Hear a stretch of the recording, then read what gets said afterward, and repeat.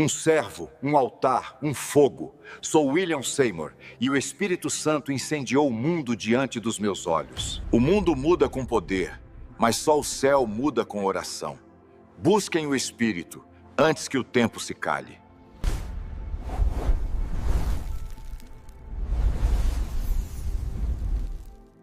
Conheça William Seymour, o homem que acendeu o século XX com o fogo do Espírito Santo. No ano de 1870, a América ainda sangrava após a Guerra Civil. Entre os campos marcados por correntes quebradas e promessas esquecidas, nasceu William Joseph Seymour, filho de ex-escravos batistas. Seu nascimento representava a esperança de uma nova geração, que ainda lutava por dignidade em uma terra dividida pelo preconceito. Sua mãe, Phyllis Seymour, era mulher de fé. Mesmo sem posses, ela orava todos os dias. Senhor, guarda o meu filho e faz dele um instrumento teu. Essas orações moldaram a alma de William. A fé materna seria o alicerce invisível de tudo o que Deus faria através dele. A infância foi dura. Seymour cresceu no sul dos Estados Unidos, em meio à hostilidade, miséria e segregação. Trabalhou desde cedo, nas fazendas, em cozinhas, em hotéis, sempre em silêncio, observando o contraste entre a hipocrisia de uma sociedade cristã e o sofrimento dos negros libertos. Não teve acesso à educação formal, mas aprendeu o valor da oração. Nas horas de solidão, falava com Deus como quem fala com um amigo. Dizia mais tarde: quando o homem não te ouve, Deus te escuta com atenção redobrada. Essas conversas secretas formaram o profeta antes do púlpito. Na juventude, Seymour deixou Louisiana e viajou pelo país, buscando trabalho e liberdade. Passou por Indianápolis, onde conheceu o movimento de santidade metodista, que pregava pureza de coração e separação do pecado. Aquelas mensagens acenderam uma convicção que nunca mais se apagaria. Durante esse período, contraiu varíola, doença que o deixou parcialmente cego de um olho. O sofrimento o levou a uma entrega total. Ele orou: Senhor, se me deixas viver, cada dia será teu. Sobreviveu e cumpriu o voto. Daquele corpo ferido nascia um espírito consagrado. Em 1900, sentindo o impulso divino para pregar, Seymour mudou-se para Cincinnati, onde serviu como líder leigo. Era respeitado por sua humildade e fervor. Falava pouco, orava muito. Cria que Deus podia usar o improvável e que o Espírito Santo não fazia distinção de cor, classe ou gênero. Na virada do século, ouviu falar de um pregador chamado Charles Fox Parham, que em Topeka, Kansas, ensinava sobre o batismo com o Espírito Santo e o falar em outras línguas. Seymour reconheceu naquele ensino algo profético.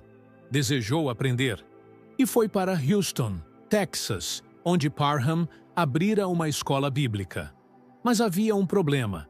A lei de segregação racial do Texas impedia negros de estudarem na mesma sala que brancos. Seymour foi proibido de entrar. Mesmo assim, Parham permitiu que ele ouvisse as aulas sentado no corredor, do lado de fora, com a porta entreaberta. Era a imagem viva da injustiça e da perseverança. Enquanto outros discutiam teologia, Seymour chorava em silêncio. Anotava cada palavra que ouvia. Jejuava. Buscava a presença de Deus até altas horas. Ele dizia: a distância da porta não me separa do Espírito. Naquele corredor, um avivamento começou a ser gestado no invisível. Parham ensinava que o batismo com o Espírito seria acompanhado por línguas. Seymour nunca havia experimentado isso, mas acreditava com convicção. E, diferente de muitos, não buscava o dom, buscava o doador. Seu coração estava fixo no propósito, não na manifestação. Em fevereiro de 1906, uma mulher chamada Neely Terry, que fazia parte de uma igreja de santidade em Los Angeles, ouviu sobre aquele pregador humilde e cheio de fé. Impressionada, ela recomendou que o convidassem para pastorear um pequeno grupo de oração. Sem recursos, mas cheio de esperança, Seymour embarcou de trem para a Califórnia. Levava apenas uma mala, uma Bíblia gasta e um chamado celestial. Ao chegar, foi recebido pela congregação liderada por Julia Hutchins. Logo no primeiro sermão, pregou com autoridade: Deus quer encher seu povo com o Espírito Santo e com fogo. Mas a mensagem causou escândalo. A líder da igreja discordou veementemente e trancou as portas para Seymour no domingo seguinte. Mais uma vez, ele foi rejeitado.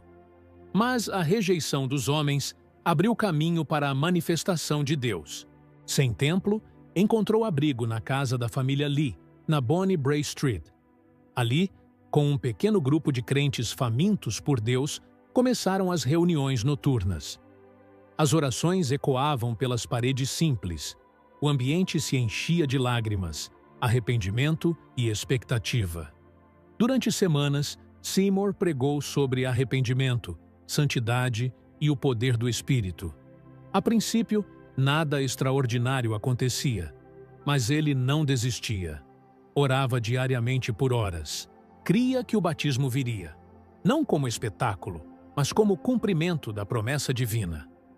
No dia 9 de abril de 1906, enquanto oravam, Edward Lee, um dos participantes, pediu que Seymour impusesse as mãos sobre ele. Lee começou a falar em novas línguas. Outros foram tomados pelo mesmo poder. O Espírito Santo desceu com força irresistível. A casa inteira foi abalada. O avivamento havia começado. As ruas ao redor se encheram de curiosos. Alguns caíam de joelhos na calçada. Outros entravam chorando. A presença de Deus era palpável. Os vizinhos chamaram a polícia, achando que a casa desmoronaria. Mas o que caía ali não eram paredes, eram corações. Nos dias seguintes, dezenas se converteram. Brancos, negros, ricos e pobres se abraçavam em lágrimas. A barreira racial se dissolvia diante da glória de Deus. Era algo inédito. A notícia se espalhou e a pequena casa não comportava mais as multidões. Era hora de dar um passo adiante. Seymour, com serenidade e fé, conduziu o grupo a um prédio abandonado, em 312 Azusa Street, um antigo estábulo. Ali, o chão era de terra, os bancos improvisados com tábuas e caixotes. Mas havia algo que nenhuma catedral possuía: a presença manifesta do Espírito Santo. O ano era 1906. No número 312 da rua Azusa, em Los Angeles, o estábulo abandonado se tornara uma morada de glória. O cheiro de madeira velha e o pó da terra não afastavam ninguém. Pessoas vinham de toda parte, atraídas por algo que não sabiam explicar. Um fogo que queimava sem consumir. O culto começava simples, sem instrumentos, sem programa. Oravam, cantavam, esperavam. E então o Espírito Santo se movia. Homens e mulheres falavam em novas línguas. Outros caíam em arrependimento e enfermos eram curados. Tudo acontecia sem manipulação, apenas sob o domínio divino. Seymour permanecia sentado atrás de uma caixa de madeira usada como púlpito. Muitas vezes, escondia o rosto ali por horas, em profunda oração. Não buscava ser visto, buscava que Deus fosse sentido. Ele dizia: a santidade é a face visível do Espírito Santo em nós. As reuniões aconteciam 3 vezes por dia, sem interrupção. Não havia ensaio nem agenda, apenas a presença. O testemunho de um despertava a fé do outro. Um visitante relatou: a atmosfera era tão carregada da glória de Deus que era impossível entrar e não chorar. Entre os frequentadores estavam pessoas de todas as raças e denominações. Brancos e negros oravam lado a lado, algo inaceitável para a sociedade americana da época. Enquanto o país ainda segregava, Azusa unia. Era uma contracultura celestial em pleno início do século XX. O jornal Los Angeles Times noticiou em tom de escárnio: estranhos cultos realizados por um negro cego de um olho e seus seguidores histéricos. Mas o que o mundo ridicularizava, o céu aplaudia. O avivamento havia ultrapassado as paredes e tomado a cidade. Seymour não se ofendia com as críticas. Dizia apenas: se o Espírito é verdadeiro, o tempo provará. E o tempo provou. Centenas eram salvos, e missionários saíam dali para outros estados e países. A chama de Azusa começava a cruzar oceanos. Entre os que foram profundamente marcados estavam Charles Harrison Mason, fundador da Church of God in Christ, Florence Crawford, que levou o movimento para o noroeste americano, e Gaston B. Cashwell, cujo ministério acendeu o fogo pentecostal no sul dos Estados Unidos. Cada um deles espalhou a chama em novas direções. Outros viajantes vindos do exterior também foram tocados. De Azusa, o avivamento alcançou a Escandinávia, Inglaterra, África do Sul e logo o Brasil, onde missionários pentecostais chegariam poucos anos depois. O que nasceu em um estábulo se tornava o berço do movimento pentecostal mundial. Seymour, porém, não era um organizador. Era um homem de oração. Rejeitava fama, posição ou lucro. Recusava-se a colocar o nome dele em qualquer ministério. Ele acreditava que o Espírito Santo era o verdadeiro líder. Não somos donos do fogo. Somos apenas tochas nas mãos de Deus. O Espírito Santo não olha para o gênero, mas para o coração quebrantado. O impacto foi tão profundo que a rua Azusa se tornou símbolo de unidade espiritual. Ali, um ex-escravo podia impor as mãos sobre um bispo branco. Ali, mulheres pregavam livremente, como Lucy Farrow, que era considerada a mãe espiritual do avivamento. Ela fora quem impôs as mãos sobre Edward Lee na noite em que tudo começou. Seymour sempre reconheceu o papel das mulheres e dos leigos. Dizia: o Espírito Santo não olha para o gênero, mas para o coração quebrantado. Essa inclusão, radical para os padrões da época, transformou Azusa em um laboratório do reino de Deus. Mas nem tudo eram louvores. Em 1907, Charles Parham, o antigo mentor de Seymour, visitou o avivamento e o criticou duramente. Chamou os cultos de fanatismo e condenou a mistura racial.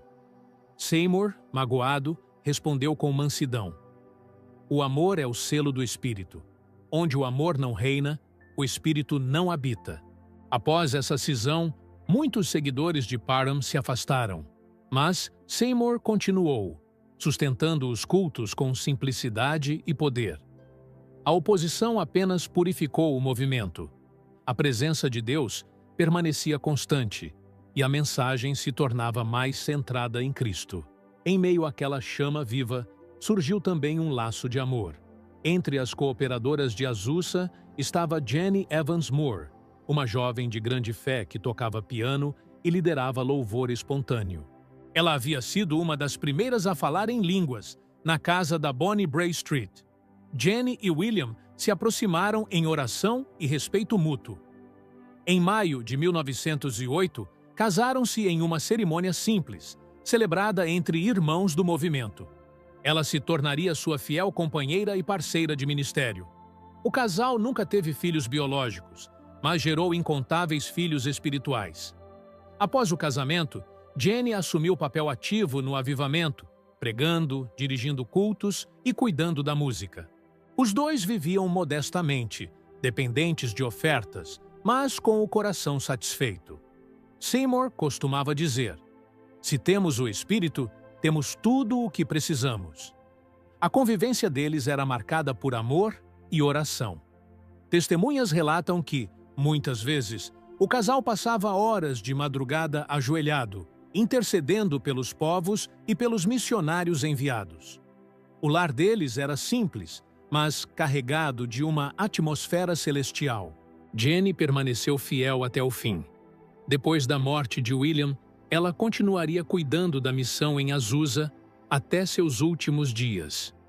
Ambos viveram e morreram pobres aos olhos do mundo, mas ricos em frutos eternos.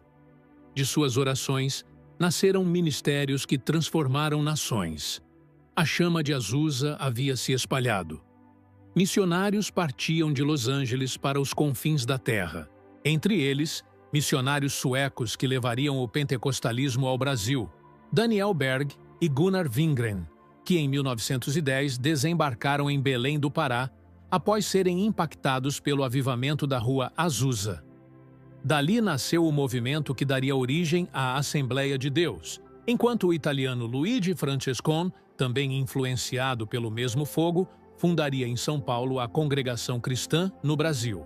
Seymour nunca veio aqui, mas seu fogo chegou antes dele.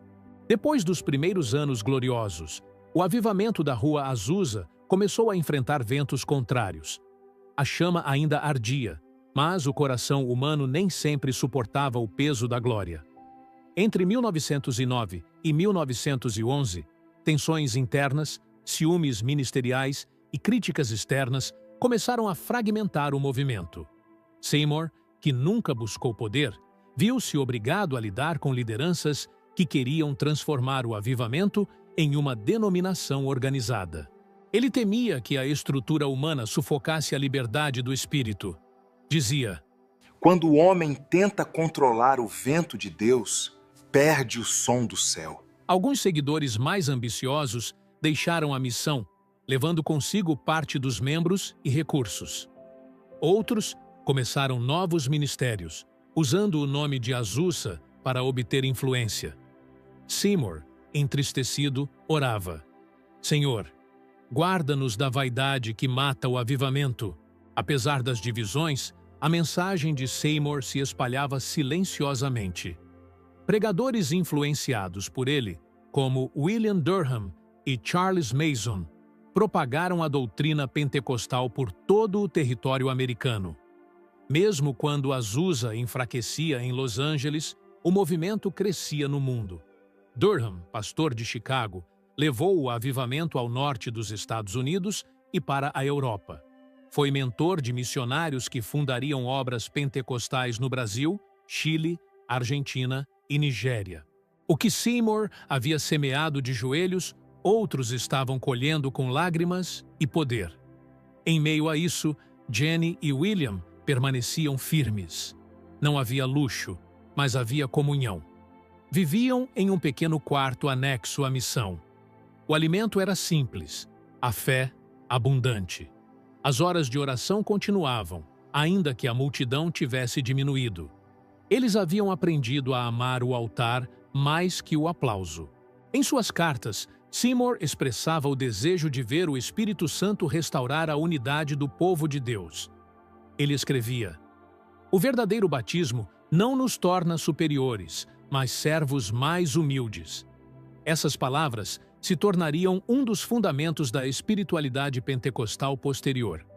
Por volta de 1912, a missão de Azusa Street já não atraía grandes multidões. Muitos haviam se mudado para novas congregações. Mesmo assim, Seymour seguia pregando com o mesmo fervor. Nunca se deixou abater pela perda de popularidade. Pregava para 10 pessoas com a mesma intensidade de quando pregava para 1000. Ele compreendia que o avivamento verdadeiro não é medido por números, mas por fidelidade. Disse uma vez: o Espírito não veio para nos entreter, mas para nos transformar. Essas frases, simples e poderosas, ainda inspiram líderes espirituais mais de um século depois. O casal também enfrentou dificuldades financeiras. Houve períodos em que faltou até alimento. Mesmo assim, recusavam ajuda que pudesse comprometer a integridade da missão. Preferiam confiar na providência divina. E Deus sempre enviava o necessário: um pão, uma oferta, um amigo fiel. Enquanto a missão perdia força localmente, o movimento pentecostal se consolidava globalmente. Missionários vindos de Azusa fundaram igrejas na África, Índia, Filipinas e América Latina. A visão de Seymour, o Espírito derramado sobre toda a carne, estava se cumprindo diante da história. No entanto, a dor da incompreensão acompanhava Seymour. Alguns o acusavam de ter perdido a unção. Outros diziam que o movimento o havia superado, mas ele continuava em silêncio. Seu rosto envelhecido carregava serenidade. Ele sabia que a semente precisa morrer para frutificar. Jenny, sempre ao seu lado, sustentava os cultos com cânticos suaves e pregações simples. Era a melodia que mantinha viva a lembrança dos dias gloriosos. O casal se tornara símbolo de fidelidade em tempos de dispersão. Mesmo com poucos ouvintes, nunca abandonaram a chama. Em 1915, Seymour escreveu um pequeno tratado intitulado The Doctrines and Discipline of the Azusa Street Mission. Nesse texto, registrou os princípios do movimento: humildade, santidade, amor e poder espiritual. Era seu esforço final para preservar a essência do avivamento. Ele advertia: quando o homem busca o poder e esquece o amor, perde ambos. Essa frase seria citada décadas depois por líderes pentecostais ao redor do mundo, tornando-se um alerta atemporal contra o orgulho ministerial. Por volta de 1920, sua saúde começou a declinar. As longas horas de oração, o cansaço e a pobreza cobraram o preço. Mesmo debilitado, continuava pregando aos domingos, apoiado por Jenny. O brilho nos olhos havia enfraquecido, mas o fogo no espírito jamais se apagou. Naquela fase final, poucas pessoas frequentavam a missão. Mas quem entrava sentia a mesma presença. Um visitante registrou: o prédio era simples, mas quando Seymour falava, parecia que o céu se abria sobre nós. Deus ainda habitava naquele estábulo. Em 28 de setembro de 1922, William Seymour faleceu silenciosamente dentro da missão. Jenny o encontrou caído junto à caixa de madeira, onde orava desde os primeiros dias. O homem que se curvava diante de Deus descansava agora em paz. Sua voz cessara, mas sua fé permaneceria acesa em incontáveis corações. Seu corpo foi sepultado no Evergreen Cemetery, em Los Angeles. Poucos compareceram ao funeral. Não houve coroas, nem discursos grandiosos, mas o céu testemunhou a despedida de um servo fiel. Aquele que havia sido esquecido pelos homens seria lembrado por gerações. Jenny continuou liderando a missão por mais de uma década após sua morte. Guardou o local como um altar. Mesmo quando o prédio começou a deteriorar-se, ela não abandonou o chamado. Para ela, aquele lugar era mais que uma construção. Era a memória viva do poder de Deus manifestado entre os simples. Após a morte de William Seymour, o prédio da rua Azusa permaneceu silencioso. Mas o fogo que ele havia acendido já queimava em milhares de corações ao redor do planeta. O que parecia um fim era apenas o início de uma nova era espiritual.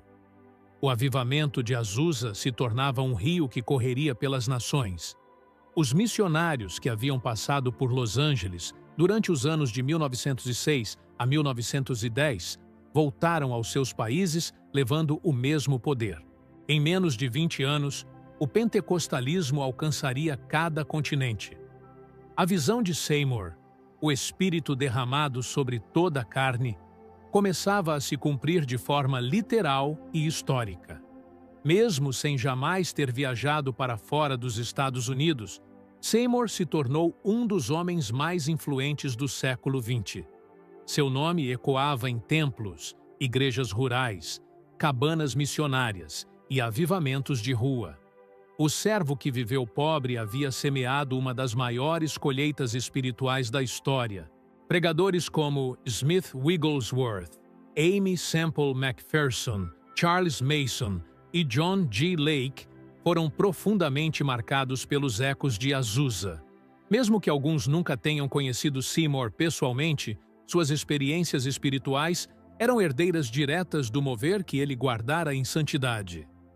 Charles Harrison Mason, fundador da Church of God in Christ, COGIC, recebeu o batismo no Espírito em Azusa Street. Ao retornar ao sul dos Estados Unidos, levou a chama pentecostal para milhares de igrejas negras. abrindo caminho para o maior movimento afro-americano da fé cristã. Em contraste com a segregação racial da época, o avivamento de Azusa mostrara ao mundo algo revolucionário. Brancos, negros, asiáticos e latinos adoravam juntos. Essa unidade foi um testemunho vivo do poder reconciliador do Espírito. Como Seymour dizia, no altar do Senhor, as cores se dissolvem na luz do céu. O movimento pentecostal também atravessou o oceano até a África. Missionários como Lucy Farrell e John G. Lake levaram a mensagem à Nigéria e à África do Sul. Em cada vila, os sinais de cura e libertação se multiplicavam. Seymour nunca viu esses frutos, mas suas orações os precederam. No Brasil, o movimento floresceu com poder. A simplicidade, a ênfase na oração e a crença no batismo com o Espírito Santo tornaram-se marcas da fé pentecostal. Seymour, sem saber, havia influenciado gerações de crentes latino-americanos, que ainda hoje repetem seu clamor: Senhor, envia-nos teu Espírito. As décadas seguintes provaram o alcance desse legado. Nos anos 1950, pregadores como Oral Roberts, T.L. Osborne e Billy Graham reconheceram o impacto do movimento que nascera em um celeiro humilde. O fogo de Azusa se tornara base para cruzadas, missões e igrejas em todas as nações. Até mesmo os movimentos carismáticos das décadas de 1960 e 1970, dentro de igrejas históricas como católicas, batistas e metodistas, foram influenciados pela visão de Seymour. Ele havia aberto a porta para a redescoberta do Espírito Santo em toda a cristandade. Estudiosos afirmam que, hoje, mais de 700 milhões de cristãos no mundo professam a fé pentecostal ou carismática. Todos, direta ou indiretamente, remontam sua origem àquele avivamento em Los Angeles. Nos Estados Unidos, seu nome quase caiu no esquecimento por décadas. Somente a partir dos anos 1970, teólogos e historiadores começaram a reconhecer a profundidade do seu papel como líder e pioneiro negro do século XX. Seymour havia sido um profeta escondido, revelado no tempo certo. Hoje, o antigo prédio da rua Azusa não existe mais. Foi demolido, e no lugar resta apenas uma rua comum. Mas para milhões de crentes, aquele endereço é símbolo de fogo, unidade e santidade. Ali, um homem pobre provou que Deus não precisa de palácios para manifestar sua glória. Em cada culto pentecostal, em cada hino entoado com fervor, há um pouco da voz de Seymour ressoando. O seu clamor ainda inspira intercessores, missionários e pastores ao redor do mundo. O avivamento de Azusa não foi apenas um evento, foi um prenúncio da eternidade. Em 2006, durante o centenário do avivamento, cristãos de mais de 125 países se reuniram em Los Angeles para honrar o legado de William Seymour. Entre lágrimas e louvor, proclamaram: o mesmo Espírito ainda se move sobre a terra. O nome de Seymour, outrora ignorado, foi reconhecido como o de um dos maiores líderes espirituais da história moderna. Sua vida provou que a verdadeira grandeza está na humildade, que a fé de um só homem pode incendiar gerações inteiras. O Espírito Santo que encheu aquele pequeno galpão em 1906 continua visitando lares, igrejas e corações. A mesma glória que desceu sobre Azusa atravessou séculos e fronteiras. É o cumprimento das palavras do profeta Joel: derramarei do meu espírito sobre toda a carne. Seymour nunca deixou herdeiros biológicos. Seu casamento com Jenny não teve filhos. Mas espiritualmente, gerou milhões. Cada cristão cheio do Espírito é, de certa forma, descendente daquele servo fiel. Assim, a história de William J. Seymour permanece como uma das mais belas provas de que Deus escolhe os improváveis para realizar o impossível. De um homem de um olho só, nasceu uma visão celestial. De uma sala humilde, surgiu um movimento que transformou o mundo, e o fogo ainda arde. Seu testemunho desafia a igreja de hoje a manter a simplicidade, a comunhão e o amor acima da estrutura. Seymour lembrava: a santidade é o perfume do Espírito em um coração rendido. Essa pureza foi a força invisível por trás do avivamento.